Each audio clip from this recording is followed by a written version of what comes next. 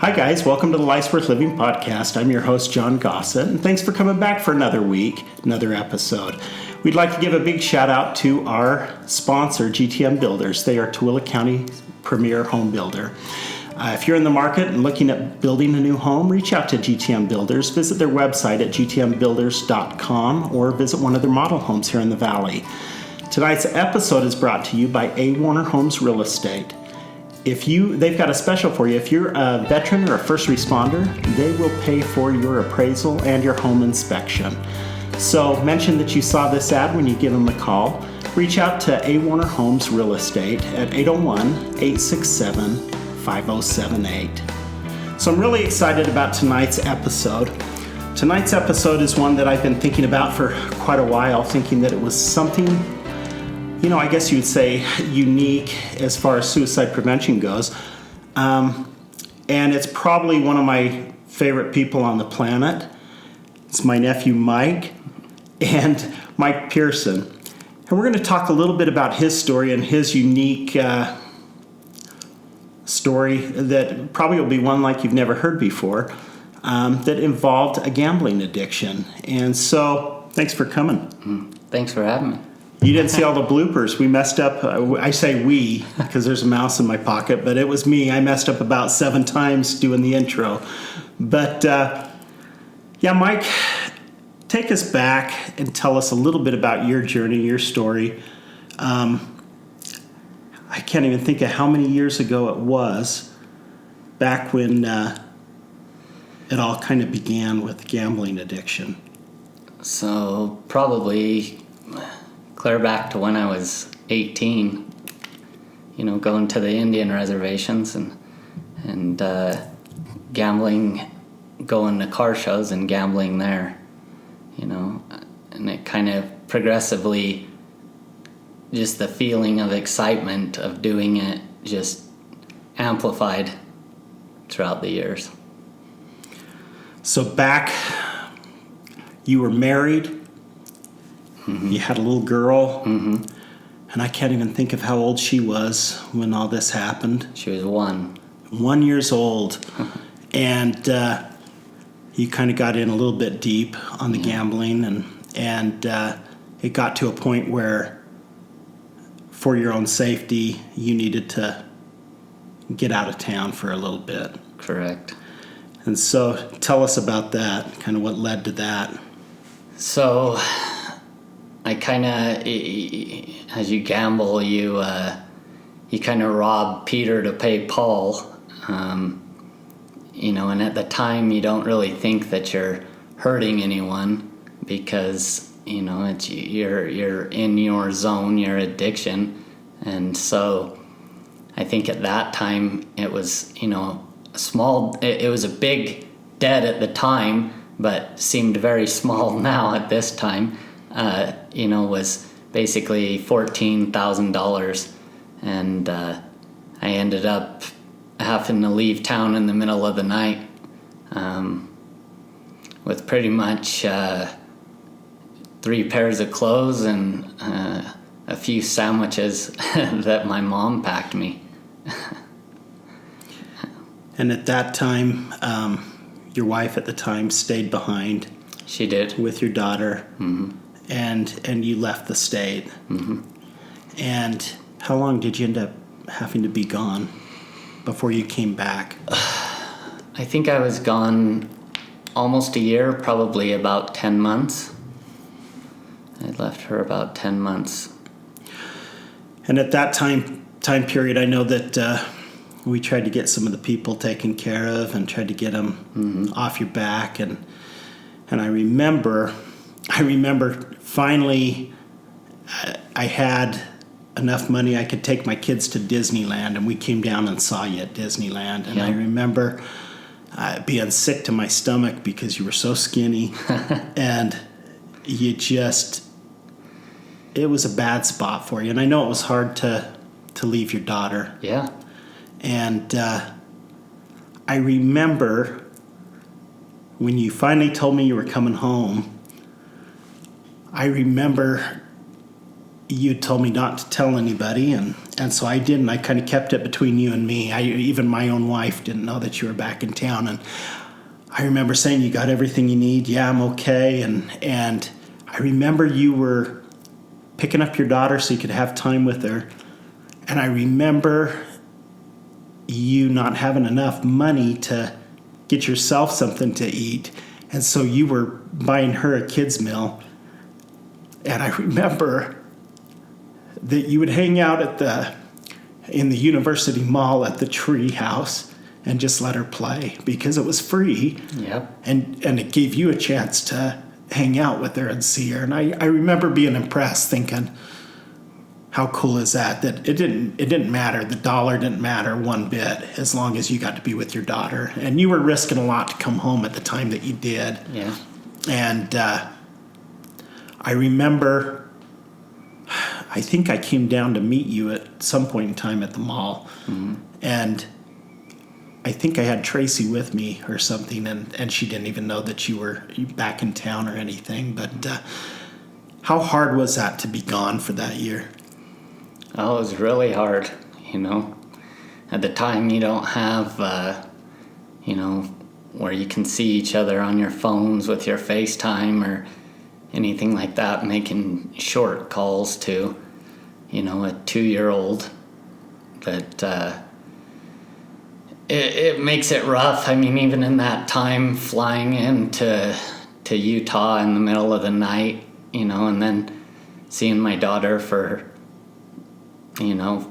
12 to 14 hours, and then flying out, immediately back right after. It's hard. It's very hard. And you look back at those days and wonder how you made it through them? Yeah, because life was pretty rough. It was pretty rough. And you came back and you laid low for a while and worked and tried to get back on your feet. And I can't remember, at that point in time, were you already divorced? Yes. Already divorced from your first wife. And I know that was hard on you and hard not having your daughter while you were gone. But I know your reason for leaving was to give them safety. That nobody would come for you while you had your wife and your daughter with you. And so I know that was a sacrifice you were willing to take because of trying to protect them. And I won't say any names or anything in this podcast, but it was, you were back and had started your own business again, and we're doing pretty well. And I remember meeting you for lunch one day, and we'd gone to lunch and had come back, and we were sitting in front of your shop. And I remember kept asking you, are you okay? And is anybody giving you any trouble? Has anybody reached out to you? And it had been pretty quiet, I think, for a while. And we were sitting in your Escalade after eating lunch in front of your shop when a car pulled up behind us and a big man got out of the car.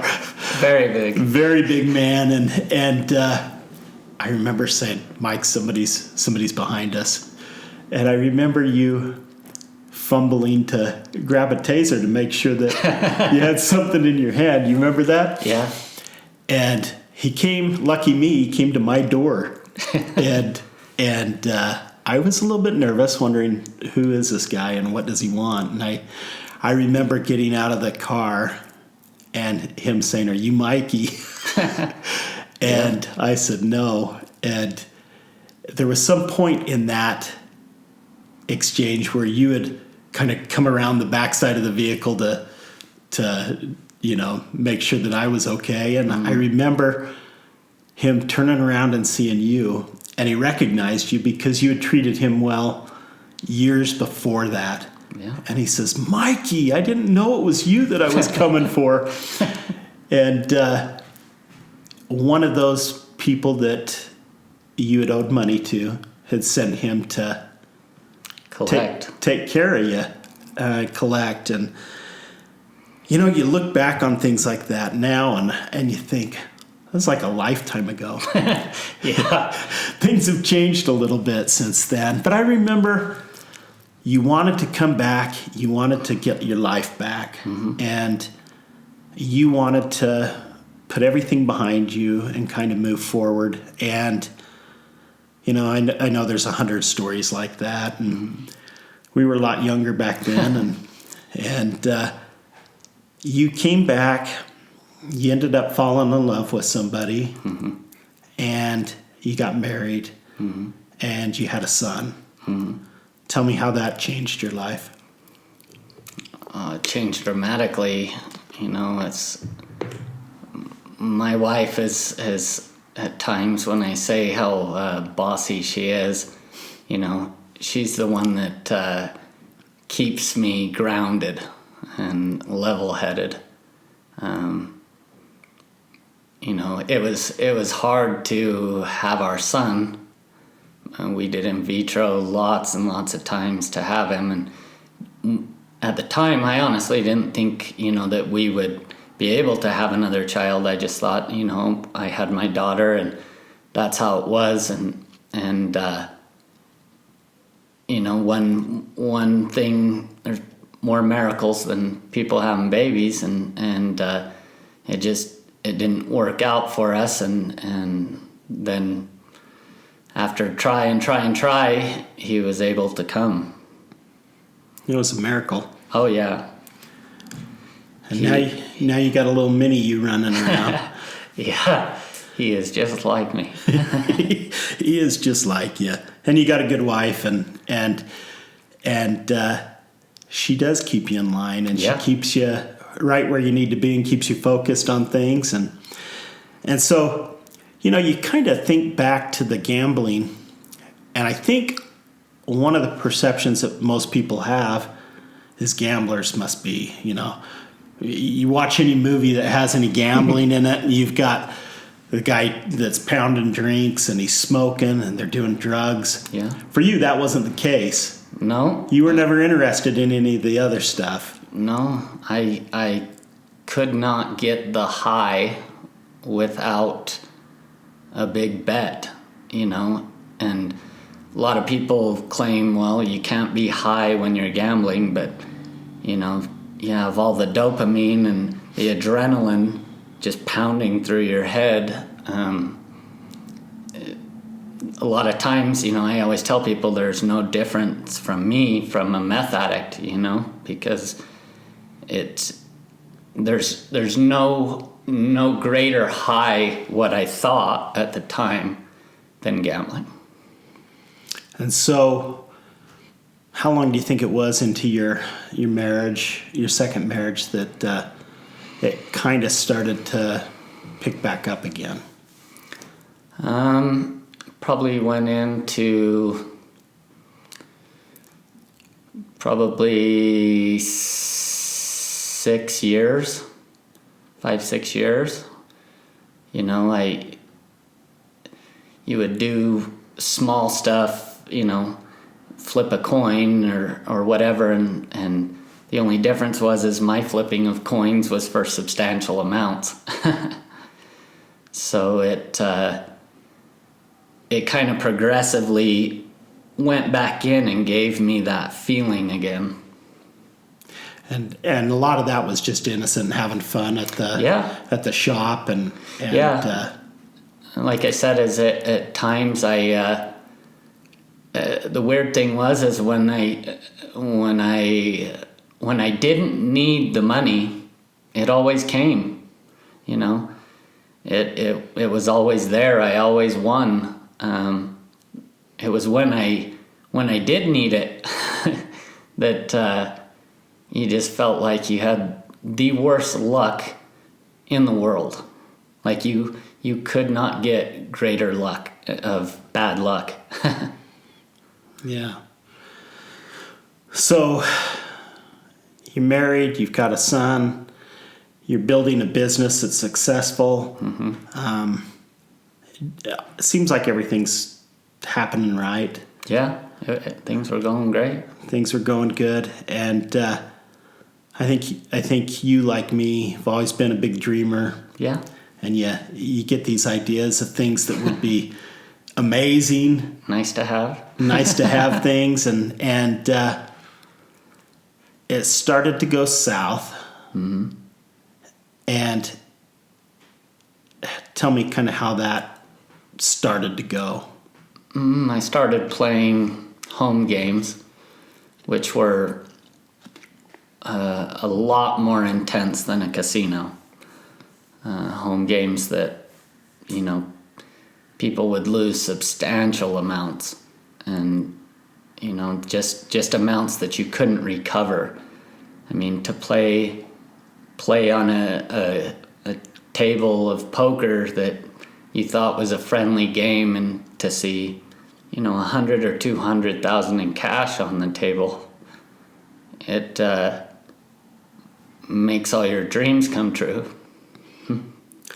And so you would go to some of these, and I, without going too much into it, I mean, they were parties that would You would have move around town. And, you would have big houses, beautiful houses that were rented, and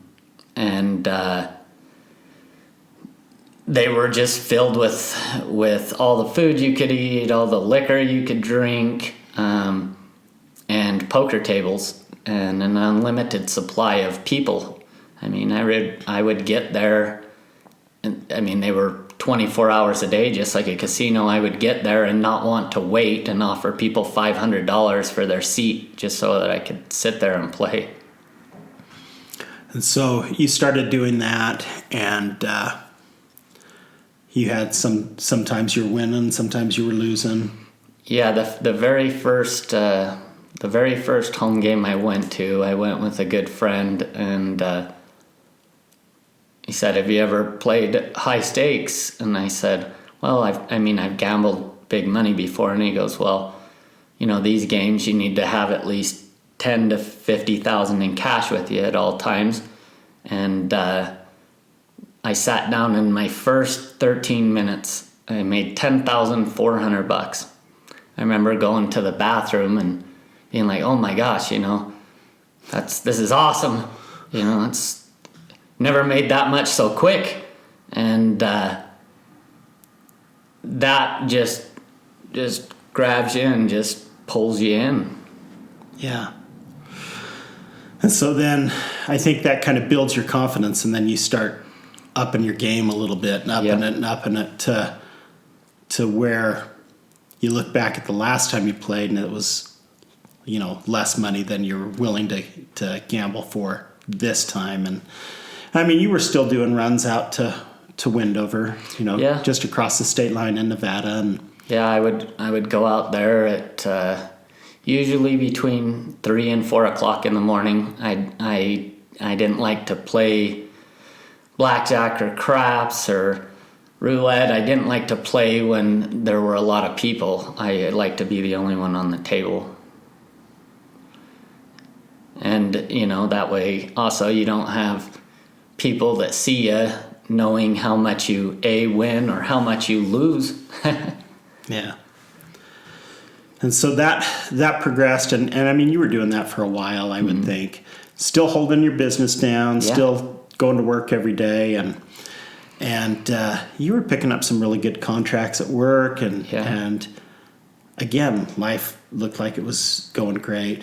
Beautiful home, beautiful cars, and you had the ability to do what you loved for a living, and it just seemed to kind of start to spiral. And there was one night, we'd talked about it earlier, but one night, I don't even remember what brought it on, but you felt like maybe you couldn't go on, and the police were called to your house. Mm-hmm. And when they arrived, tell me what was going through your head and what you were thinking. So I had sold a show car that I had for a lot of money, and went to Wendover of all places, which I didn't ever really like Wendover, and I had lost a lot, And the drive out there is real fast. The drive home with no money is like depressingly long. And I came home and called my wife and, told her that I had lost all of that money. And she said a few words that she's never said before. And I guess at the time I had made up my mind that I just didn't want to be here. You can get so comfortable in the thought that thinking, well, life is just crappy, it's people would be better off.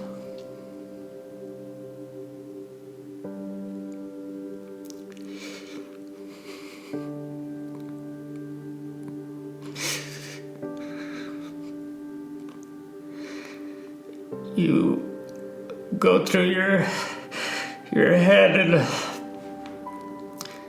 you think of your life insurance policies and that they cover suicide.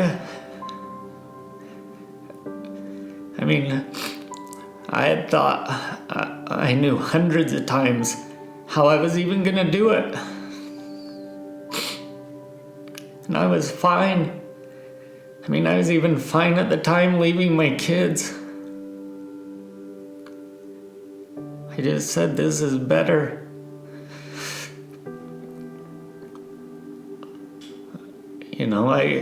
I'd always told people I would have taken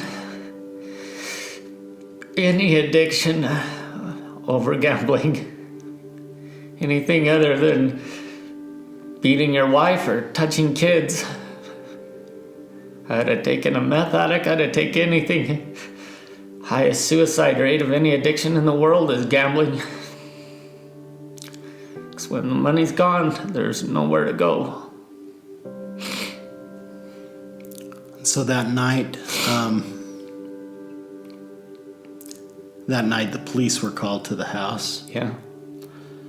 And you had hoped that it would end that night. Yeah. With the police in your home. Yeah.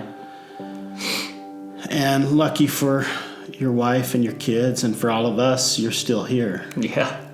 And you kind of got back on your feet and kept pushing forward, and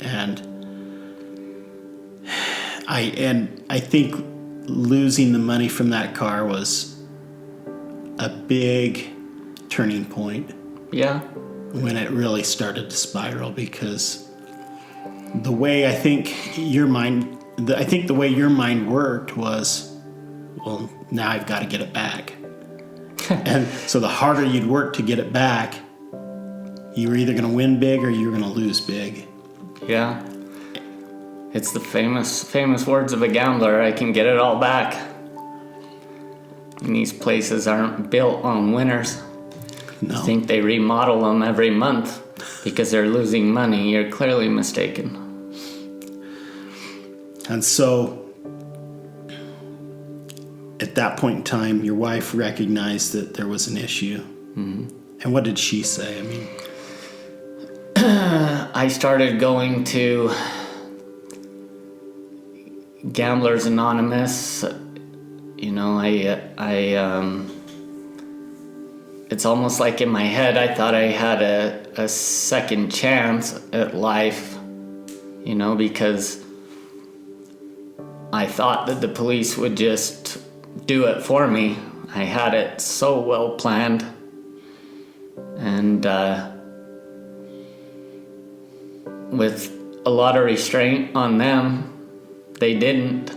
And I kept telling myself, man, why am I here? You hear about people, officers shooting people. That's not what it was like for me. I actually remember the guy telling me that I think that there was 4 or 5 of them. And I remember him telling he didn't want to do it.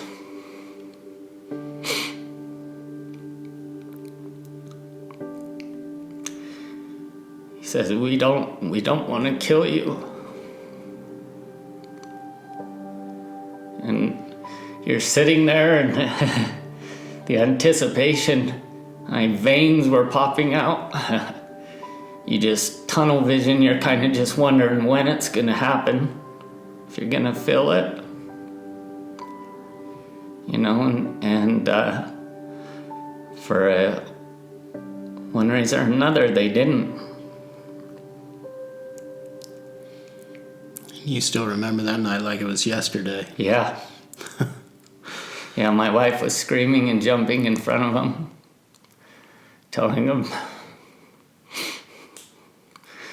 not to kill me. And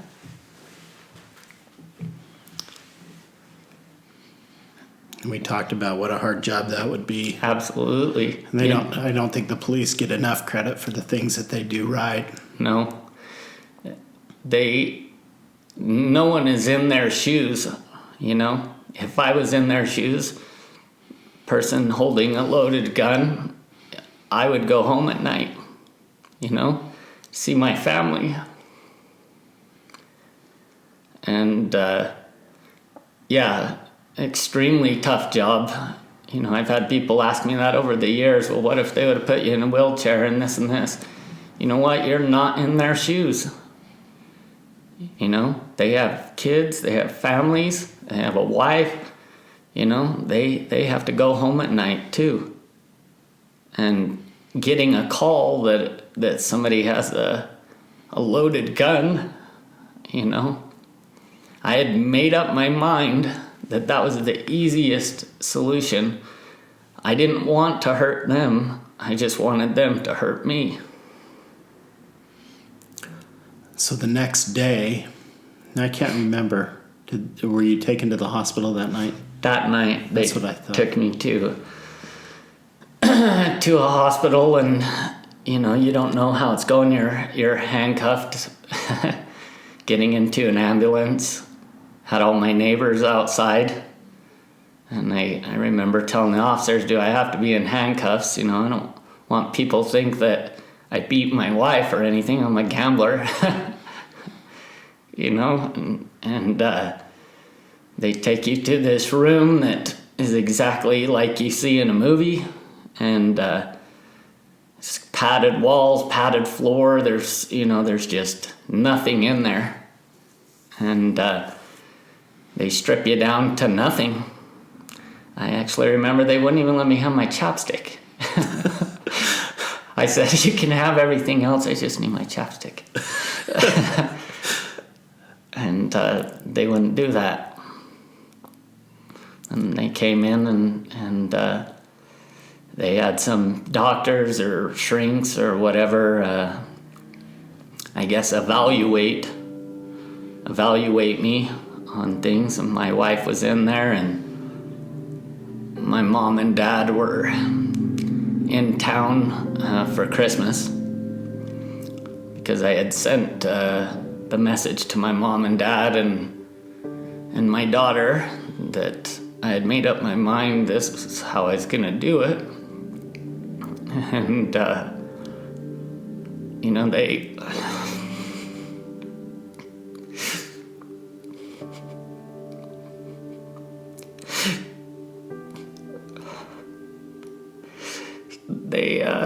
they asked if I wanted to see my mom and dad.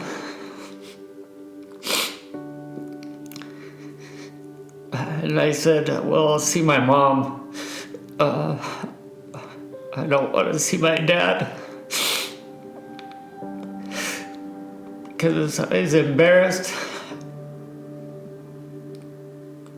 At the time, I just thought, man, this would have been better just to be dead. You know, to not be here. And they came in, they asked me, well, do you drink? No. Do you smoke? No. Do you do drugs? No. You just gamble? Yeah. You have nice cars, you have your own business, you have a beautiful family. What's wrong? And I said, I don't know. I just can't stop. It doesn't matter whether I win or I lose. I don't even know what number I'm trying to get to.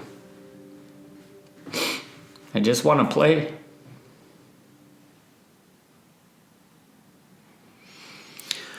And so you're released from the hospital and you come home. And did anything change at home after you were back? Yeah, I'm sure my wife thought I was crazy. My family probably thought I was crazy. I went to some more counseling sessions and a shrink and stuff, and they said, well, he has situational depression. When he gambles and loses, he gets depressed. Who wouldn't? Yeah. Lose a house in one night. Tell me if you wake up in the morning and the next morning you don't hate life. It makes you sick to your stomach. You want to vomit.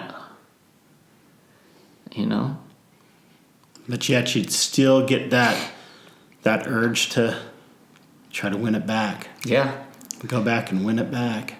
Yeah, my business would just have money come in. It did very well. It would have still done very well. But on the average per day, I would say at a bare minimum, I wouldn't even go play. I wouldn't even go waste the time unless I had at least $5,000 to $20,000 in my pocket every day. If I didn't have that, it wasn't even worth my time. And I would make multiple trips to the bank. I remember going to the bank one day. I had already played $20,000, and I went and got another 10, and went back 2 hours later to get another 10, and the bank wouldn't give it to me. And I said, "It's my money, I want it." And they were like, is somebody harming your family? Is there this? And I just said, "I need my money. Give me my money," and made a big scene. And they called the police, and I said, "It's my money. They won't give it to me," and they ended up having to give it to me. You wish they wouldn't, It's just you have to feed it. It's like, I need more. You cannot get the brain to turn off. And so you just keep going and trying, and at that point, it really kind of snowballed. Yeah. And I knew things were going on. Mm-hmm. From when we talk, I would get the feeling that it was getting bad. But I think from family standpoint, nobody knew what to do. It was your money. Yeah. And you're going to do what you want to do, and you were still going to work. You still were running a successful business, and it's hard to believe off a $500 loan from my wife and starting a business out of my garage how well it did.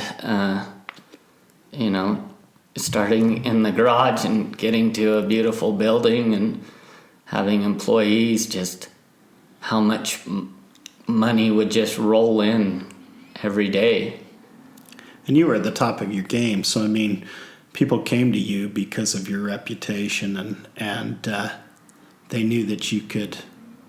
This guy's got a gift. He can do anything, and when he does it to the extreme. Mm-hmm. Whether it was being on ESPN, doing rollerblading competition. Yeah. An artist, as far as the work that you did. You were recognized everywhere as far as the quality of work you did.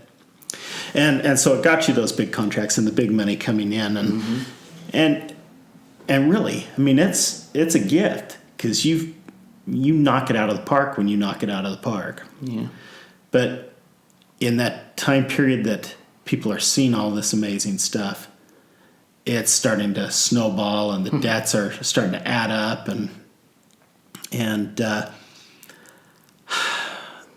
it got to a point that it got bad enough that you were starting to struggle with thoughts of suicide again. Yeah. And tell me what's going on in your family at that time. So it just, it wasn't good. Me and my wife were arguing, every night on the nights that I was home. I mean, I would go, at the time I was playing 5-6 nights straight, all night long. So you see the sun come up, you see the sun go down, and that's no drugs. Stone cold sober. Candy and Mountain Dew, stone cold sober, staying up just hours and not skipping a beat. And then I didn't at the time realize how much money I had actually gone through. I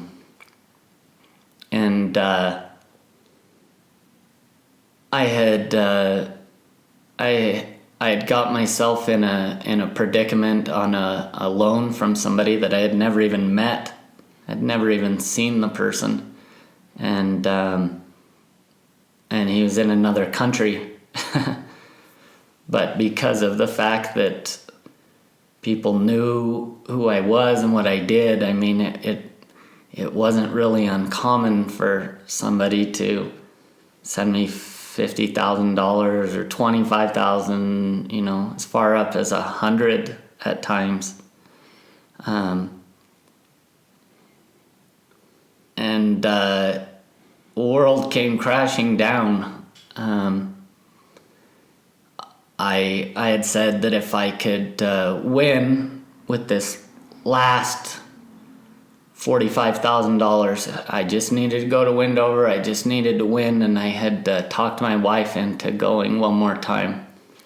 She didn't know that I had that much. I told her that I was just playing on the free play because I had won and this, and I went downstairs and I started playing. I'd went through like $10,000 in 7 or 8 seconds.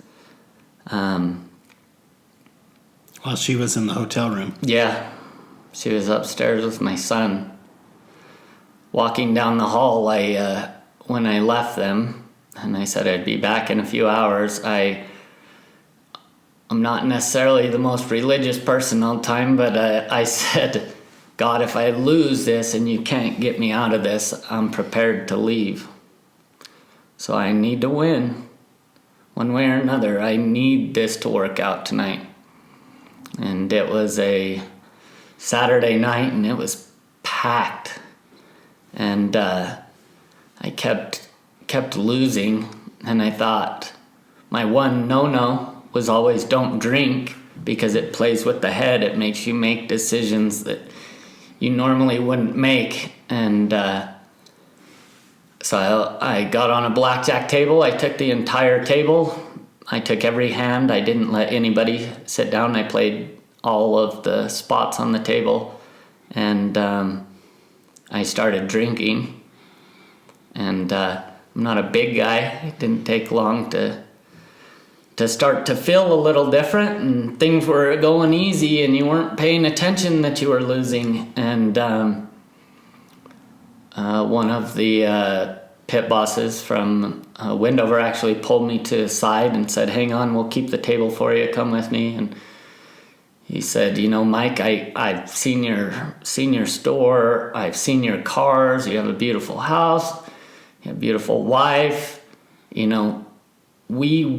we build these casinos on you, I'm like, it doesn't matter. You've seen me kill you guys. You've seen me come up so much money.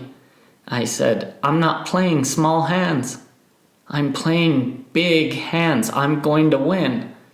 And he goes, you do. You always win. I've seen you up hundreds of thousands of dollars, but you can never leave. You won't ever leave. And so I told him to get out of my face and let me play. And I did, and I lost. And I had never taken markers from casinos or done any of that stuff. And so I called him back over and I said, I want a marker now. And if you don't know what a marker is, it's basically stating they'll give you whatever amount of money that you want, but that money's owed before you leave. And so I took that money and I played, and I went and played craps, I went and played roulette, I tried everything, but that night I could not catch a break. And I was down, I think, to the last 1,000. I went and played a $25 slot machine and I hit 20 grand. And I was like, sweet, now I have good amount of money, I can get back up and I can win it all back, but you can't. So when I had finally lost it, I walked in the hotel room with my wife and son sleeping there at, I think, 5:40 in the morning. And I told my wife that I at least owed her the respect to let her know that I didn't want to be here anymore. And that there was nothing she could do to change my mind.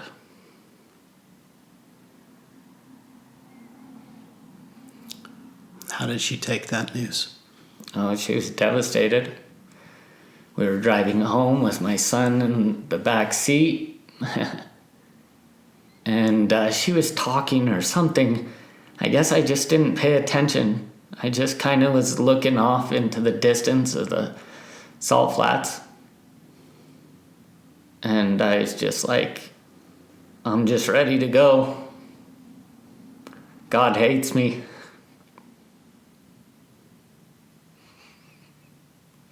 And I didn't have hatred or anything for anyone. I just was just at peace knowing that soon I wouldn't have to be here.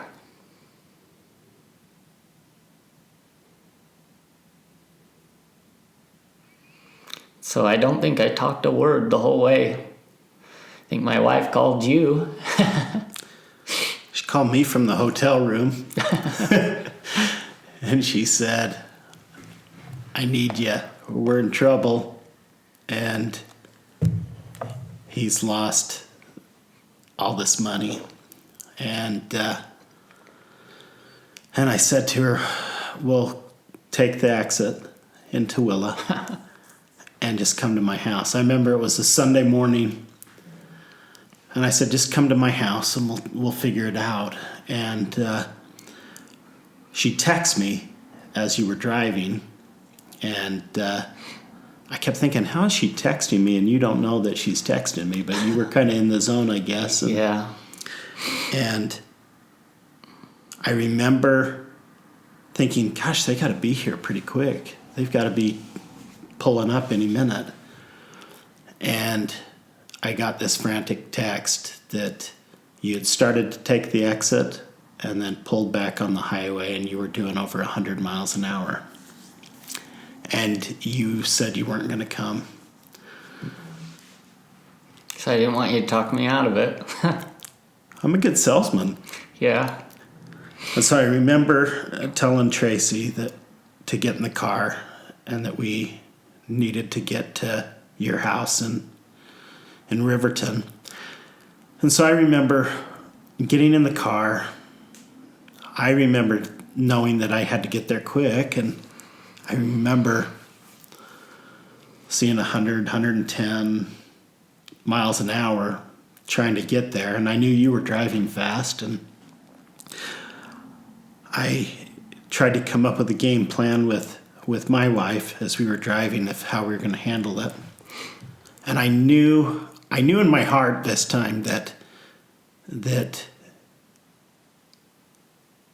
it was likely that you were going to do it, because normally you'd come talk to me. And so I was pretty stressed out, and I remember I hit the Maverick Center on my way in, and your wife texted me, "Where are you?" "We're getting ready to take the exit in Riverton." And I said, "I'm not going to make it in time. I was still doing well over 100 miles an hour, and I was thinking, gosh, I'm not going to get there in time. And I was worried about you. I was worried about your wife and your son, and I sped up. And I remember thinking, I'm never going to catch him in a million years. And so as I'm trying to drive and have my wife text and say, as soon as you get home, try to stall, take as much time as you can, tell him you love him, tell him all the things that you want to tell him, and try to buy me as much time as you can. And I am coming as fast as I can get there. And it seemed like it took an hour from the Maverick Center to the exit. And I remember my heart was pounding, and we had this game plan that when we got to the house, Tracy was going to grab your son and leave, and that she wasn't going to come back till I knew it was safe. And she was a trooper. And I remember pulling into the driveway, and there was a minivan in the driveway. And I kept thinking, well, this isn't one of your cars. I don't think you've ever been in a minivan. But I remember pulling in, and there's this minivan in the driveway, and I pulled in kind of diagonally behind it to block off as many of the garages as I could. And I remember getting out of the car and running to the front door while I'm still turning around telling Tracy, remember, get his son and get out of the house and leave. Don't come back until I call you. And I remember as I got to your door, you've got that side light that comes down the side of it. And there was a woman pressed up against the glass, and I didn't know who it was at the time. And I grabbed the doorknob and opened the door, and my heart sunk because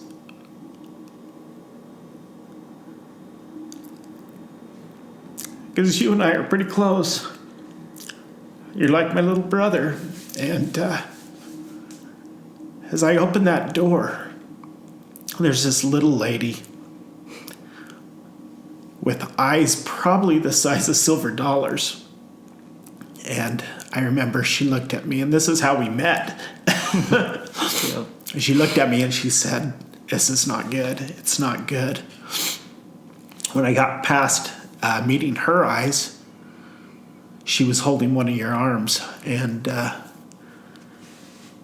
you had a gun to your head.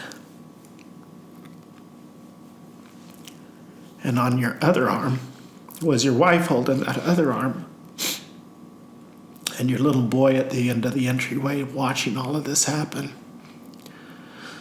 And I remembered thinking to myself, this can't happen. This cannot happen. And Tracy got in and scooped him up and was gone. And I've never seen that look in your eye before. And I knew that look meant that you were going to do what you were going to do. And that I knew you weren't going to hurt anybody. I knew that wasn't your intention to hurt anybody. And I knew you were done. And I remember asking you to give me the gun. And it wasn't going to happen. You weren't going to let go of that for the life of you. And I remembered thinking, and somewhere in my sick, warped mind, I kept thinking, I'm just going to reach in and give you a hug because I knew you didn't want to hurt me. And I'm certain that this is not what we'd want anybody in prevention to do, because we want people in prevention to keep themselves safe. That's the number one thing. We don't want people to come in and try to do that. But I knew you as well as anybody knew you. Yeah. And so I reached in and I gave you a hug, and I made sure that my face was on the other side of your head. And it took a while. I don't know how long that was. If you have any idea how long that was, but it felt like it took forever. Yeah. To get you to just agree to walk away with me. Let the girls go, and you and I were just going to go sit down and talk. Yeah. Now, it's your story, not my story, but that's what I remember that day. Yeah. Tell me what was going through your mind. I just, I don't think that at the time that you even understood at the time how bad it was, so I'm trying to listen to you because we are so close, and I have, 10% of my brain telling me to listen to you and 90% of my brain telling me just end it now,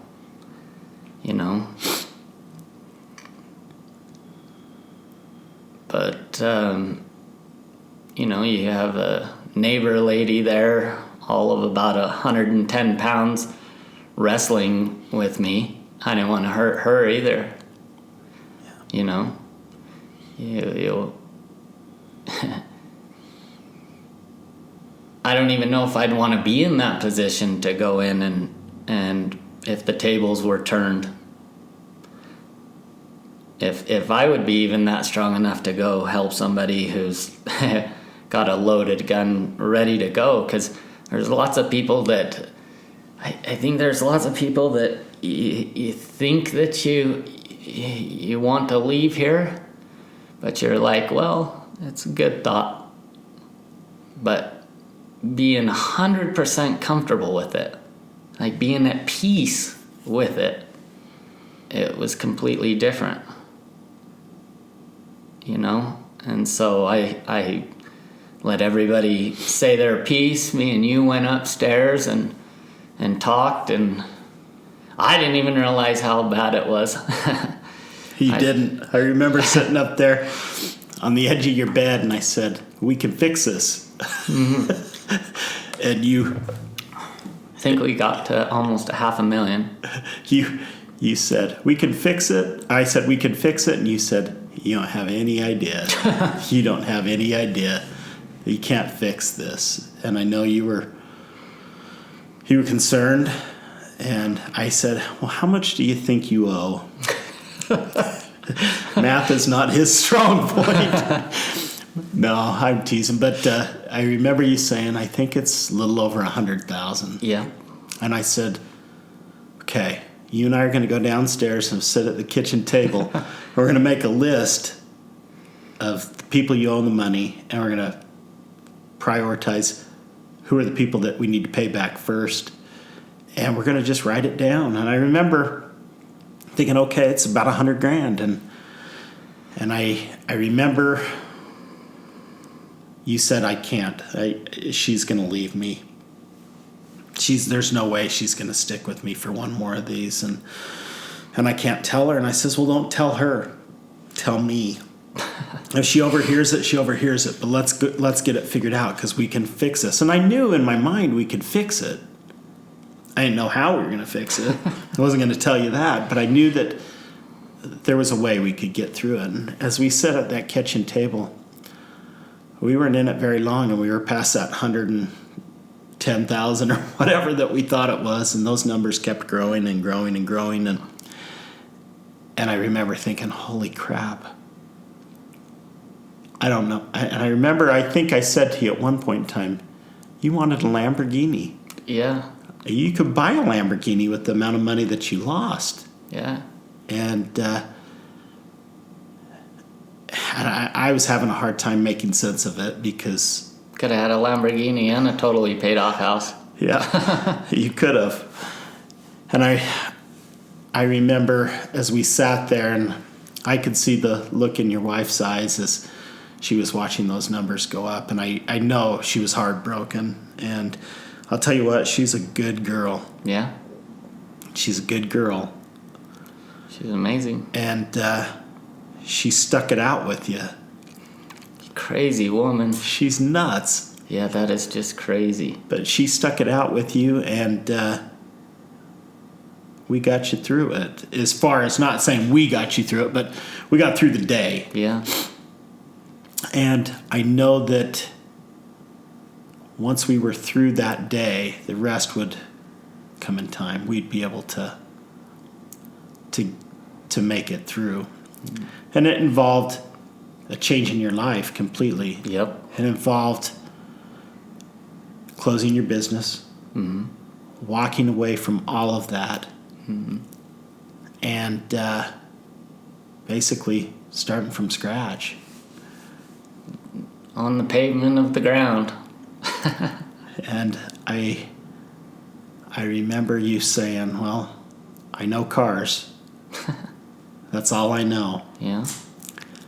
And you walked in and you started a career which involved you making money, and you really weren't getting the money. You were trying to pay back some of these people that you had taken money from. And we skipped over a part of it. I remember before that last Windover trip, we skipped over. You were at a place playing, and you came out as the sun was coming up, and you got jumped by a couple of guys. Mm-hmm. And they beat you up pretty good because you owed some money to somebody. And there was a lot of this that was going on through those. It was like a movie. It was a movie. It was a movie. There was a movie with Mark Wahlberg called The Gambler. That's my life. That was your life. And you got it because you lived it. Yeah. And I remember you telling me there was no way life could ever get better. And probably one of the most amazing nights for me was 2 years after that. You remember what happened 2 years after that? You came out here to a suicide support group. Yeah. And you'd been to a couple before that. Yeah. But you came out and you sat down with everybody and you let them know that things do get better. They do. And that to not give up. Tell me how that journey's been since. Because we're how many years? 5? 5 years, 4 months. Who's counting? Who's counting? At the time, I didn't count. I just was like, make it to tomorrow, you know? Tomorrow might be better. And the next day might be better. And the next day after that might be better. And it did. I mean, the harder I worked, and I worked like a machine to keep the brain busy doing what it needed to. I was the first one to work and the last one to leave. I had no issues doing 12 to 16 hour days. And of something completely different than what I was used to. You know, I had never done anything different. I had never worn a suit, you know. I remember when you started that job, I think you only had a couple. Yeah, I had a suit that was probably 2 sizes too big for me, and a shirt that was two sizes too big for me, and yeah, it was crazy. I ate peanut butter and jelly sandwiches every single day that I packed, just because the drive to, you have so many people that when you're on cloud 9, that they're right there with you, but no one wants to support you when you're down in the dumps. My wife was amazing, you know. My whole family was, you know. She, I don't know if I would have stuck with me. I mean, I'm good looking, don't get me wrong, but looks fade and I'll be old. But I just thought if she was willing to go through all this, then I have to put everything that I can to do it. So I did. I became a machine. and got a different high. You know, my wife always says you wouldn't have gave up your shop, you wouldn't have gave up all this stuff if you yourself wouldn't have gave it up. And that's true. If I wouldn't have went down with a sinking ship, no one was going to make me give up anything. But I remember sitting with my wife and going, well, I just hope a few years from now that we sit on this, look at the park from our house and laugh about it and say, wow, this was crazy life we lived. You know, and I didn't think it would ever go back to being positive, but every day I woke up, as long as my wife would always tell me, just do good. Just do good. If you do what you're supposed to be doing, you care about your family and stuff, things will work out. And lots of people told me that, and I didn't believe it, but man, it was crazy. I cannot believe how well that worked. I just thought that I kept telling myself, I still don't understand why I'm here. And I still don't. You know, maybe it's for this, so somebody else will understand that life, you get one shot at it. There's no second chances. You don't come back from death. And trust me, whatever you could possibly be going through is not even close to what I lived, and that wasn't even a good enough reason to leave.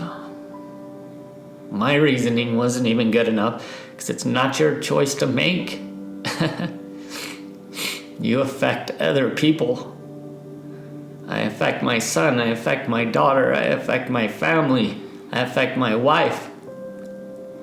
You leave behind a disaster because you think you're doing something right.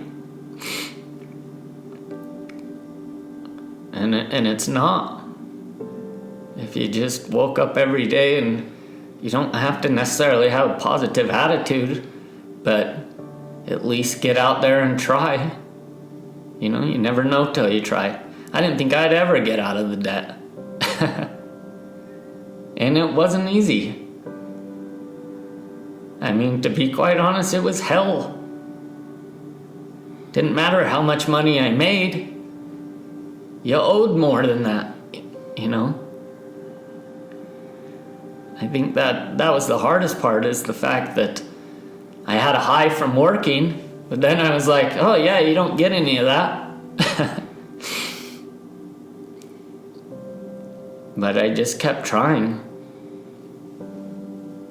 So what would you say to somebody that's probably going down that same road right now? Maybe they haven't hit the bottom. Maybe they're just in the middle of it. They know that it's a problem, but they're not maybe at the bottom. What do you say to somebody that's in that addiction? Don't hit the bottom.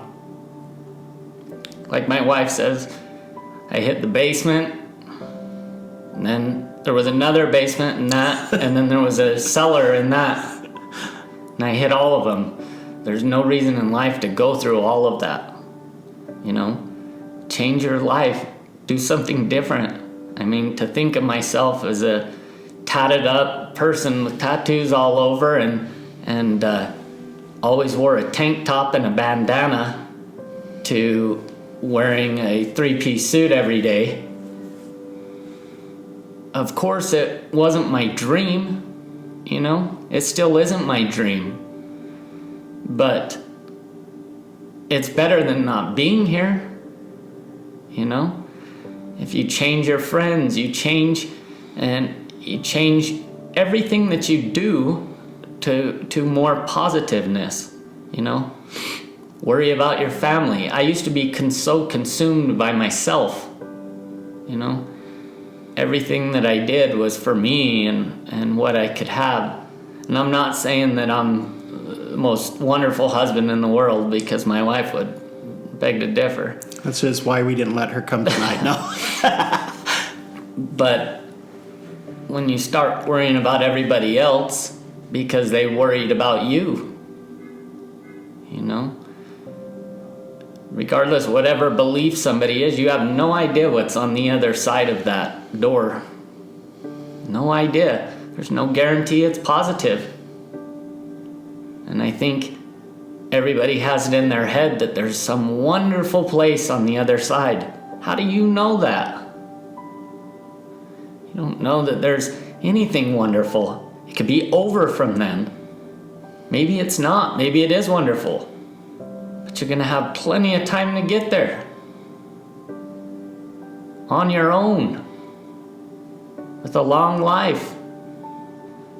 And maybe it's like the lottery. The guy who lives the longest wins the most at the end.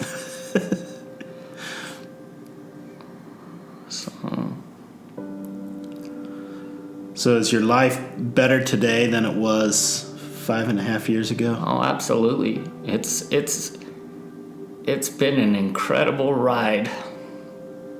Incredible.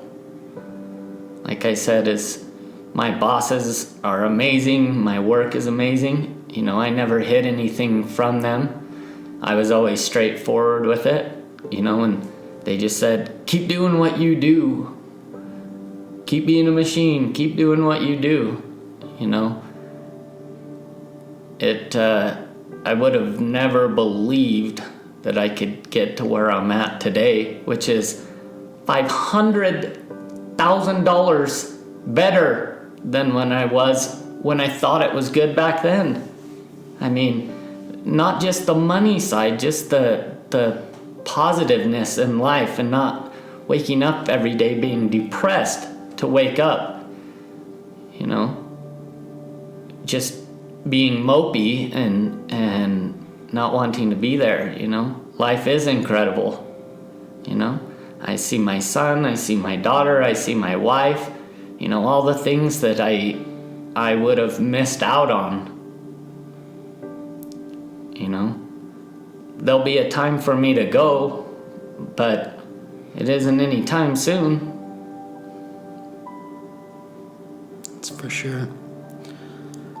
Well, I appreciate you sharing it. I know that's it's not something you like to relive. No. But I know that I would only do it for you. Yeah, well, I did tell you you're not getting paid for this, right? No, I appreciate you sharing it, because there is somebody out there that's going through exactly what you've been through.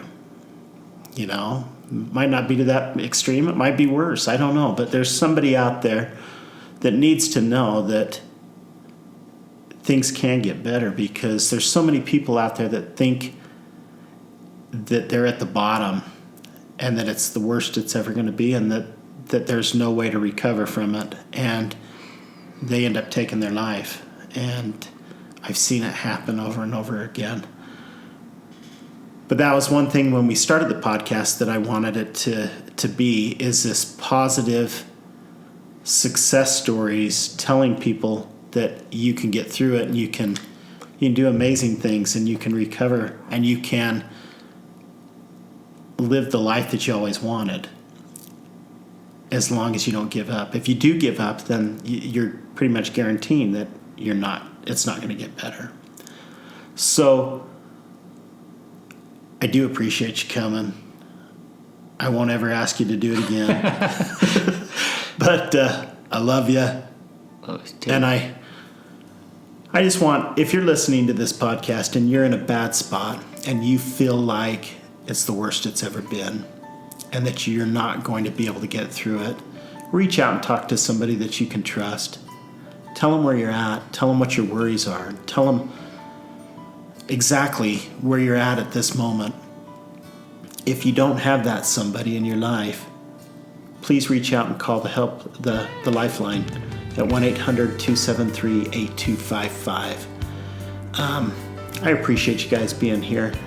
On the podcast, we've talked about people that have suffered with other addictions, drugs and pornography, and have felt that way at the point of despair where they wanted to take their life. I just thought Mike's story is kind of its own beast. It's gambling, and like Mike had mentioned, that is the highest suicide rate of all addictions is the gambling addiction. And so if you're stuck in that addiction, reach out. There are Gamblers Anonymous in almost every city. There are other 12-step programs. There's other ways to get help that aren't even in the 12-step type recovery treatments. But find a place that you're comfortable in and start working towards recovery, because life does get better and life is worth living. I don't know what brought us together tonight, but I'm so grateful that you're here. We want to end by, again, giving a shout out to GTM Builders for allowing us to record in this beautiful model home. If you're thinking about building a home, interest rates are low, it's a great time to do it. Check them out online, gtmbuilders.com, or visit one of their model homes in the Twila Valley. Also, tonight's episode brought to you by A. Warner Homes Real Estate. So if you're looking at buying or selling, reach out to A. Warner Homes Real Estate at 801-867-5078. Until next week, we'll talk to you then. Take care.